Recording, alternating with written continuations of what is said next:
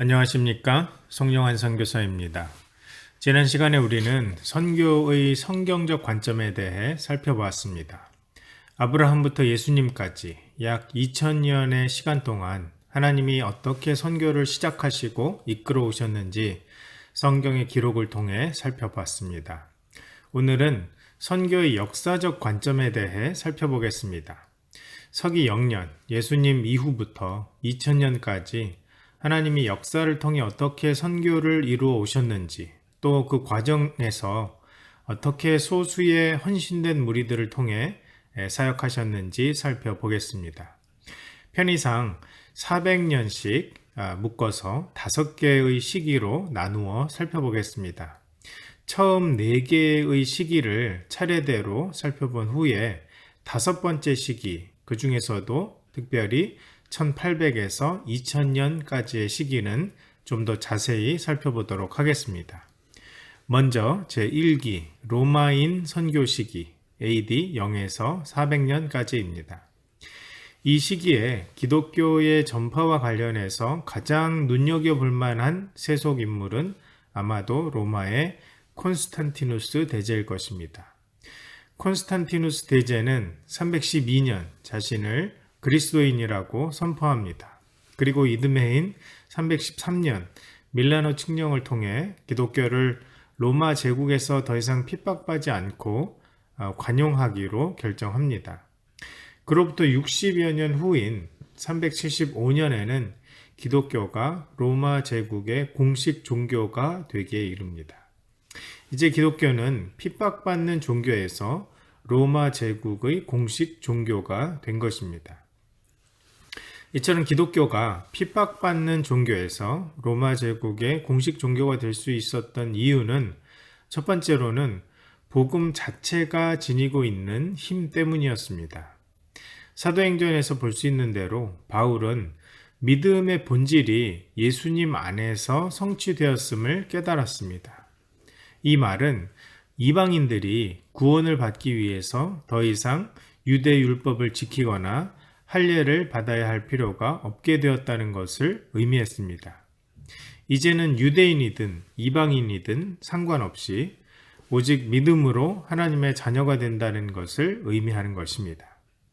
따라서 기독교는 더 이상 율법이나 할례와 같은 유대적인 옷을 입을 필요가 없게 되었습니다. 복음은 비유대화 되었습니다. 바울을 비롯한 초대교회 그리스도인들은 복음에 입혀진 유대 문화의 옷을 조심스럽게 벗겨내고 새로운 말과 개념으로 다시 옷을 입혔습니다. 이제 기독교는 헬라어와 헬라 문화의 옷, 로마의 옷을 입을 수 있다는 것을 깨닫게 된 것입니다. 만일 기독교가 유대교 내에 머물며 유대적인 그 뿌리를 가진 종파였다면 결코 로마 제국의 공식 종교가 될 수 없었을 것입니다. 기독교가 로마 제국의 공식 종교가 되면서 신앙의 자유를 갖게 되는 것과 같은 많은 유익이 있었지만 이것은 손해도 뒤섞여 있는 그런 축복이었습니다.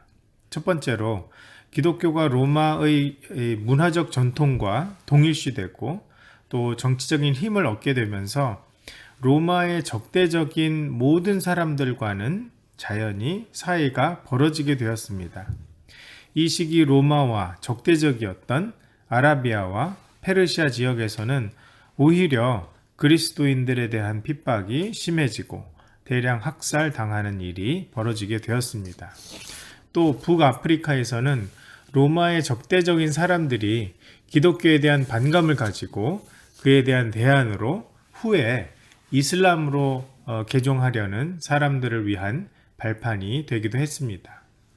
또 기독교가 로마 제국의 공식 종교가 되면서 과거 이 목숨을 걸고 예수님을 따르기 위해 믿음을 가졌던 사람들이 이제는 로마 제국의 이 소속감을 갖기 위해 기독교인이 되는 명목상의 교인들이 늘어나게 됩니다.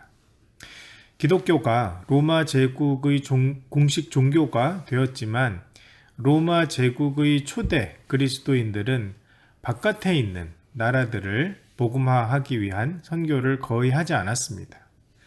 이 시기에는 단지 그리스도인들이 종종 핍박 때문에 사방으로 흩어져서 기독교 신앙이 비자발적으로 나아가는 형태로 선교가 이루어졌습니다. 대표적인 사람이 311년 태어난 울필라스입니다. 울필라스는 고트족이라는 로마 제국 밖의 그 게르만 부족이 로마를 침입했을 때 고트족에게 사로잡혀 가게 됩니다. 그러나 울필라스는 341년부터 381년까지 40년 동안 그들 가운데 살면서 수많은 고트족에게 복음을 전했습니다. 또 고트족에게 문자를 만들어주고 성경의 많은 부분을 번역하는 사랑의 수고를 했습니다. 그것은 게르만어로 쓰여진 최초의 기록입니다. 한 가지 아쉬운 점은 울필라스가 이단적인 아리우스파였다는 점입니다. 그러나 울필라스는 로마 제국의 영토를 넘어 전방 개척지에 죽는 순간까지 복음을 전한 이 시기 유일한 선교사라고 할 수 있습니다. 다음으로 제2기 야만인 선교에 대해 살펴보겠습니다. 400에서 800년입니다. 앞서 언급한 대로 로마 제국의 그리스도인들은 제국의 경계 밖으로 복음을 전하기 위해 공식적으로 시도하지 않았습니다. 이때 로마 제국을 노리고 있던 고트족이 410년 로마를 침공하게 됩니다. 당시 기록에 따르면 고트족이 로마를 침공했을 때 로마 도시를 크게 파괴하지 않았고 특히 교회의 생명과 재산을 존중했다고 합니다. 이것은 고트족이 그 전에 울필라스와 같은 로마의 비공식적 선교사를 통해서 복음을 들은 덕분이었습니다. 비록 공식적인 선교사는 파송된 적이 없었지만 비공식적인 선교사로 고트족에게 복음을 전한 것이 로마 시민들에게는 큰 유익이 된 것입니다. 이때는 여러 선교 기지들이 설립되었습니다. 교회와는 별도로 켈트족과 베네딕트 수도회가 선교를 위한 전초 기지를 조직했습니다. 켈트족 순회 전도자이든 베네딕트 수도회 공동체에 속한 사람이든 간에 이들의 특징은 성경을 경외함으로 대하는 것이었습니다. 이들은 매주 시편 전체를 노래로 불렀고 당시 천여 개에 달했던 선교 기지를 본거지로 복음을 야만족인 앵글로색슨족과 고트족에게 전했습니다. 이 당시의 수도원은 매우 바람직한 형태로 운영되고 있었습니다. 수도원은 복음의 가장 높은 이상을 추구했고 선교 준비를 위한 훈련 기관의 역할을 했습니다. 이 시기 선교는 당시 헬라어와 라틴어를 사용하는 소위 제1세계와 제2세계의 그리스도인을 통해서 이루어진 것이 아니었습니다. 헬라어와 라틴어를 사용하는 사람들로부터 야만인 또는 제3세계 사람들이라고 불렸던 켈트족과 앵글로색슨족의 선교사들을 통해 복음이 다른 나라에 전해졌습니다. 이 시기 말에 이르면서 제2의 콘스탄티누스라 불리는 샤를마뉴 대제가 등장해서 기독교 복음이 서유럽 전체의 전역에 널리 전해집니다. 뿐만 아니라 사회 전반의 거의 모든 분야의 문제들에 대한 성경적 관점에 대한 연구가 진행되었고 또 문화적으로 융성한 시기를 이끌게 됩니다. 그러나 이때도 콘스탄티누스 대제 때와 마찬가지로 명목상의 그리스도인들이 많이 생겨나는 부작용을 낳게 됩니다. 이 시기에는 패트릭이 켈트족에게 복음을 전했습니다. 믿음의 가정에서 태어난 패트릭은 16살이 되었을 때 엄청난 일을 겪게 됩니다. 바로 켈트족이 그가 살고 있던 곳을 침략해서 패트릭을 유괴해서 아일랜드의 노예로 판 것입니다. 당시 패트릭은 자신의 인생이 그렇게 끝날 줄 생각했습니다. 그러나 패트릭은 후에 이러한 어려움을 통해서 믿음을 갖게 되었다고 고백합니다. 그런 불운에 감사하다고 고백합니다. 패트릭은 켈트족 가운데 선교하며 수십만 명에게 세례를 베풀고 수백 개의 교회가 세워지는 열매를 맺게 됩니다. 이처럼 패트릭은 켈트족에게 선교하면서 복음을 비로마화하게 됩니다. 자, 다음은 제3기 바이킹족 선교입니다. 800에서 1200년 사이 시기입니다. 앞서 2기 말에 샤를마뉴 대제 통치 시기에 복음이 서부 유럽까지 전파되었다는 것을 말씀드렸습니다. 그런데 복음이 북부 유럽, 스칸디나비아 반도까지는 전해지지 않았습니다. 북부 유럽에 살고 있던 바이킹족은 당시 전혀 문명화되지 못했고 기독교를 전혀 접해보지도 못한 사람들이었습니다. 그래서 793년 바이킹이 로마를 침공했을 때는 기독교 학문과 경건의 중심지인 수도원을 무차별적으로 파괴했습니다. 교회를 불태우고 교회 안에서 사람들을 칼로 죽였습니다. 특별히 수도사들을 노예로 파는 일을 더 기뻐했습니다. 이번에도 하나님의 백성이 하나님의 진리에 수반되는 축복들을 나누지 않았을 때 다른 사람들이 와서 축복을 억지로 빼앗는 모습을 보게 됩니다. 그러나 이 비극과 같은 일 가운데서도 하나님은 놀라운 일을 이루어 가십니다. 바이킹족은 수도사들을 노예로 데려갔습니다. 또 자신들의 아내로 삼기 위해 처녀들을 데려갔습니다. 그런데 이들 수도사들과 또 신앙을 가진 처녀들을 통해 바이킹족에게 복음이 전해졌습니다. 바이킹족은 자신들이 사로잡은 포로들의 기독교 신앙에 오히려 정복당한 것입니다. 복음의 능력은 이처럼 강력하게 10에서 12세기에 걸쳐 스칸디나비아 반도를 변화시켰습니다. 이 시기 믿음은 여러 방향으로 확장되었습니다. 수도승 키릴루스와 메토디오는 슬라브족에게 문자를 만들어 주었고 이것은 키릴 알파벳의 기초가 되었습니다. 또한 이들은 슬라브족의 언어로 성경을 번역하였습니다. 또 키예프의 통치자였던 블라디미르는 동방정교회의 믿음을 받아들여 러시아 동방정교회를 시작합니다. 마자르 사람들은 헝가리를 침략해 그리스도인들을 죽이고 교회를 불태웠지만 10세기에는 기독교로 회심하게 됩니다. 드디어 이 시기에 유럽과 기독교가 동의어가 되어갔다고 할 수 있습니다. 자, 지금까지 살펴본 대로 제1기는 콘스탄티누스 대제로 끝을 맺었습니다. 제2기는 샤를마뉴 대제와 더불어 끝이 났습니다. 제3기는 유럽에서 가장 강력한 권력을 가진 교황 이노센트 3세와 더불어 끝이 납니다. 이제 유럽에서는 어떤 세속 군주도 교회 지도자들에게 머리를 숙이지 않고는 살아남을 수 없는 광활한 지역이 된 것입니다. 이 강력한 권력을 가지고 유럽은 복음을 다른 사람에게 전파하는 일에 주도적인 역할을 하게 될까요? 아니면 자기 만족에 빠지고 말까요? 어떤 면에서 다음 시기의 유럽은 이 두 가지를 모두 겪게 됩니다. 제4기 무슬림 선교, 물음표입니다. 1200에서 1600년. 이 시기는 탁발 수도사로 시작되어 오랜 기간 흑사병 재앙을 겪은 후에 종교개혁으로 마무리됩니다. 그러나 이 시기의 선교운동은 이미 100년 전부터 시작된 십자군 전쟁으로 기독교 선교 역사상 가장 대규모로 가장 비극적으로 잘못된 길로 진행되어 왔습니다.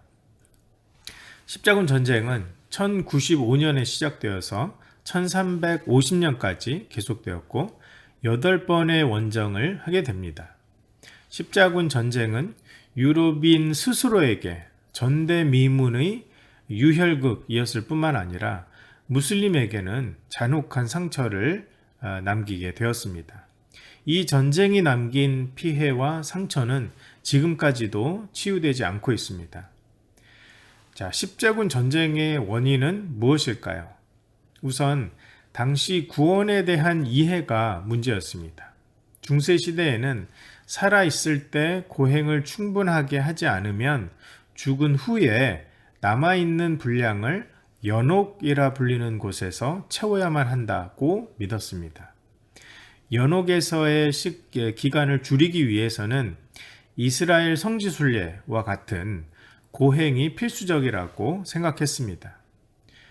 무슬림 세력은 기독교인들에게 수세기 동안 성지순례를 허용했습니다. 하지만 십자군 운동이 시작되면서 더 이상 허락하지 않게 되었습니다. 이렇게 성지순례를 못하게 되면서 당시 교회는 성지순례라는 고행을 대신할 선행으로 십자군 운동에 참여하는 것을 독려하게 됩니다. 또 다른 이들은 교회 내에 바이킹 정신이 들어온 것이 십자군 운동의 부분적인 이유다라고 말합니다. 실제로 모든 십자군 전쟁은 바이킹의 후예들이 주도한 것이었습니다. 1096년 교황 우르반 2세는 사람들에게 터키인을 몰아내고 성지를 탈환하기 위해서 성지로 가라고 부추겼습니다. 그러면서 하나님이 그것을 원하신다고 외쳤습니다. 그 말을 들은 사람들도 따라 외쳤습니다. 하나님이 그것을 원하신다. 이 십자군의 선교가 왜곡된 이 기독교적 헌신에 사로잡히지 않았더라면 그처럼 철저하게 부정적으로 끝나지는 않았을 것입니다. 십자군은 기독교 선교를 가장 왜곡되게 보여주는 최악의 역사적 사건이었습니다. 이것은 나쁜 신학이 선교를 얼마나 왜곡할 수 있는지 확실하게 보여주었습니다. 십자군 전쟁에서 얻을 수 있는 큰 교훈은 아무리 선한 뜻으로 혹은 하나님의 뜻을 순종하여 희생적으로 행한 일이라 하더라도 하나님의 뜻을 분명히 분별해야 한다는 것입니다. 십자군 전쟁이 끝나갈 무렵 새로운 침입자, 공포의 흑사병이 발생합니다. 1346년 처음 나타난 흑사병은 이후 10년 동안 거의 매년 빈번하게 창궐합니다. 결국 40년 후 흑사병이 완전히 그쳤을 때쯤에는 유럽 인구의 3분의 1 내지는 절반이 희생되었습니다. 특히 수도사들과 경건한 영적 지도자들의 피해가 컸습니다. 그 이유는 아마도 이들이 병든 자를 돌보고 죽은 자를 장사 지내주기 위해 끝까지 남아있던 유일한 사람들이었기 때문일 것입니다. 그 모든 죽음과 가난과 혼란이 있은 후에 하나님은 새로운 개혁을 탄생시키셨습니다. 개신교 종교 개혁을 통해 선포된 복음은 독일인에게 로마 가톨릭 교도가 될 필요가 없다라고 선포했습니다. 대신 독일인다운 신자가 되라고 격려했습니다. 이것은 라틴어를 통한 로마 가톨릭의 문화적 지배화 또 세력 확장에 대한 반대의 성격이 강했습니다. 종교개혁은 라틴어를 통한 획일성이 아니라 민족적이고 또 토착적인 다양성을 추구하는 것이었습니다. 결국 종교개혁을 통해 라틴어 대신 각 지역 언어와 문화를 사용하는 복음의 비라틴화가 일어나게 됩니다. 그러나 종교개혁이 놓친 부분이 있습니다. 바로 선교입니다. 개혁자들은 성경을 진지하게 받아들인다고 생각했음에도 불구하고 해외 선교에 대해서는 단 한마디도 언급하지 않았습니다. 개신교회는 이후 최소한 200년 동안 전혀 선교하지 못했습니다. 이 시기 유일한 예외는 진젠도르프와 모라비안 선교입니다. 1722년 한 작은 집단이 진젠도르프의 영토에 오게 됩니다. 이들은 모라비아에서 온 사람들이었습니다. 이들은 보헤미아의 종교개혁자 요한 후스의 영적 후예들이었습니다.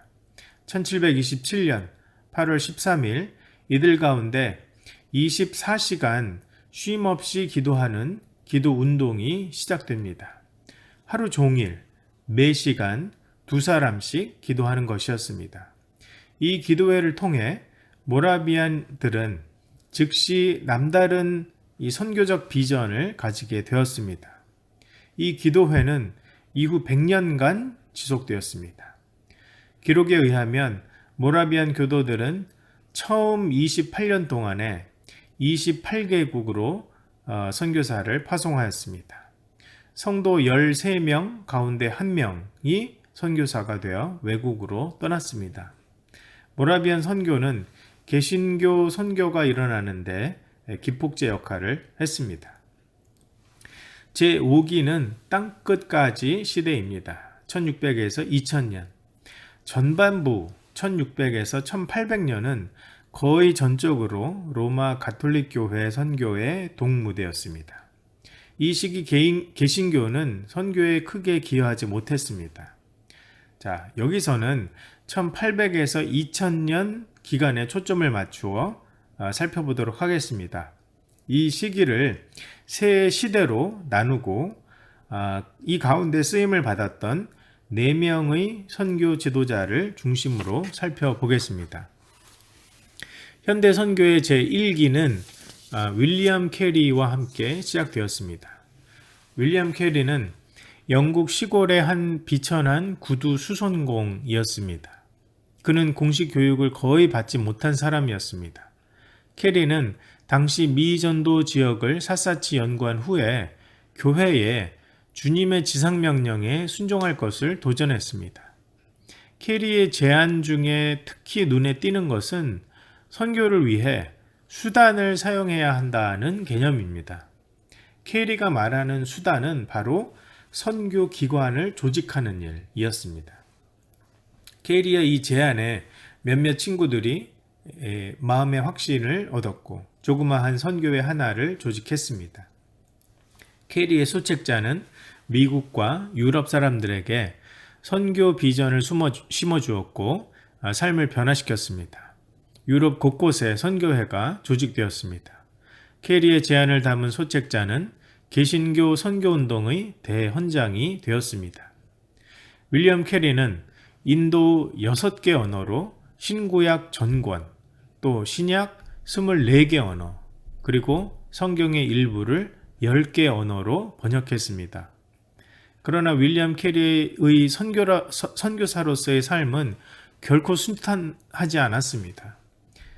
캐리 아내는 정신질환으로 죽고 몇몇 자녀들도 선교지에서 죽게 됩니다. 또 1812년에는 화재로 인해 귀중한 원고들과 성경 번역본 전체가 소실되기도 했습니다. 그러나 이런 가운데서도 캐리는 집요하게 사역을 계속해 나갔습니다. 캐리는 하나님을 위해 위대한 일을 시도하라, 하나님으로부터 위대한 일을 기대하라 는 자신의 위대한 표어를 몸으로 보여주었습니다. 이 첫 번째 시대는 아시아와 아프리카의 해안선 지역에 선교가 주로 집중해 전개되고 있었습니다. 자, 두 번째 시기는 허드슨 테일러와 함께 시작됩니다. 허드슨 테일러는 대학 교육을 받지 못한 사람이었습니다. 직업 학교에서 배운 의술과 이보다 더 형편없는 선교 훈련이 전부였습니다. 심지어 과거의 선교지에서 개인주의적 행동을 보였기 때문에 평판도 좋지 않았습니다. 하나님은 이상할 만큼 허드슨 테일러를 높이 들어 쓰셨습니다. 그것은 허드슨 테일러의 시선이 세계에서 가장 복음이 미치지 못한 사람들에게 고정되어 있었기 때문입니다. 허드슨 테일러는 해안뿐만 아니라 중국 내륙 사람들에게도 복음을 전해야 한다고 주장했습니다. 테일러는 중국 내지 선교회를 조직했습니다.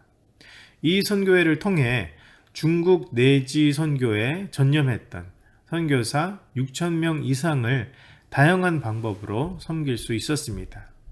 테일러의 선교회는 선교에 필요한 재정에 있어서는 전적으로 하나님께만 기도로 말씀드리는 믿음 선교 정책으로 유명합니다. 자, 세 번째 시대는 캐머런 타운샌드와 도널드 맥가브란과 함께 시작됩니다. 캐머런 타운샌드는 선교지로 빨리 가고 싶은 마음에 주저없이 대학을 중퇴했습니다. 그는 과테말라에서 스페인어 성경을 나누어 주면서 전도했습니다. 그런데 타운샌드는 이 스페인어로 전도해서는 결코 과테말라 모든 사람을 복음화할 수 없다는 사실을 깨닫게 되었습니다. 하루는 한 인디언이 물었습니다. 당신의 하나님이 그렇게 위대하다면서 어떻게 우리말도 못하는 거요? 그 질문은 타운샌드의 마음을 괴롭게 했습니다. 그는 언어학적인 지식은 없었지만 20만 명의 칵치켈 원주민들에게 문자와 또 자신들의 방언으로 된 성경을 번역해 주었습니다. 캐리와 테일러처럼 타운샌드는 여전히 복음이 미치지 못한 개척지가 있음을 보았습니다. 타운샌드는 1934년 위클리프 성경 번역 선교회를 발족하게 되었습니다. 타운샌드는 가장 위대한 선교사는 모국어로 된 성경이다. 성경은 휴가도 필요 없고 외국인으로 치부되는 일도 없다고 말합니다. 타운샌드가 과테말라에서 깊은 생각에 잠겨있던 바로 그 시기에 도널드 맥가브라는 언어적 장벽이 아니라 인도의 사회적 장벽에 놀랄만한 이 심각성 때문에 고민하고 있었습니다. 타운샌드가 부족들을 발견했다면 맥가브라는 그가 동질 집단 또는 종족 집단이라고 부르는 더 보편적인 이 범주를 발견했습니다. 맥가브라는 교회 성장운동과 전방개척, 선교운동을 일으켰습니다. 자, 지금까지 우리는 짧은 시간 동안 예수님 이후 2000년까지의 선교 역사를 간략하게 살펴보았습니다. 말씀의 결론 맺겠습니다. 이 복음의 본질은 결코 변함이 없지만 선교를 위해서는 시대에 맞는 문화의 옷을 입어야 합니다. 때로 극심한 저항 중에서도 복음은 시대에 따라 비유대화, 비로마화, 비라틴화, 비서구화의 옷을 입을 때 효과적인 선교가 일어난 것을 보게 됩니다. 역사는 그리스도인들이 선교하지 않을 때 여러 장애물을 만나게 된다는 것을 보여줍니다. 고트족과 바이킹족의 침입, 또 십자군 전쟁과 흑사병이 그 예가 될 것입니다. 오늘날 저와 여러분의 이 선교의 발걸음은 하나님이 원하시는 곳을 향해 가고 있는지 점검해 봐야 합니다. 하나님은 역사를 통해 수많은 선교사들을 사용하셨습니다. 울필라스와 패트릭은 포로로 잡혀간 노예였지만 각각 고트족과 켈트족에게 복음을 전했습니다. 사제들과 또 신앙을 가진 처녀들도 바이킹의 포로로 잡혀갔지만 결국 바이킹족을 주님께로 인도했습니다. 모라비안, 윌리엄 캐리, 허드슨 테일러, 캐머런 타운샌드와 같은 사람들은 세상적으로 보면 크게 주목할 만한 사람이 아니었습니다. 그러나 하나님은 그들이 하나님의 시선이 머물고 있는 사람들을 향해 나아가고 있는 것을 보셨을 때 그들을 들어 놀랍게 사용하셨습니다. 사랑하는 여러분, 하나님이 바라보시는 사람들을 바라보며 오늘날 복음에 필요한 옷을 입고 하나님의 선교에 참여하시는 저와 여러분이 되시기를 바랍니다. 자, 다음 시간에는 선교의 전략적 관점에 대해 살펴보겠습니다. 세계 선교를 수행하는 데 있어서 하나님이 우리에게 갖기를 원하시는 전략은 무엇일까요? 선교의 전략적 관점을 통해서 우리는 선교를 수행하는 데 있어서 구체적이고 또 실제적인 지침을 갖게 될 것입니다. 감사합니다.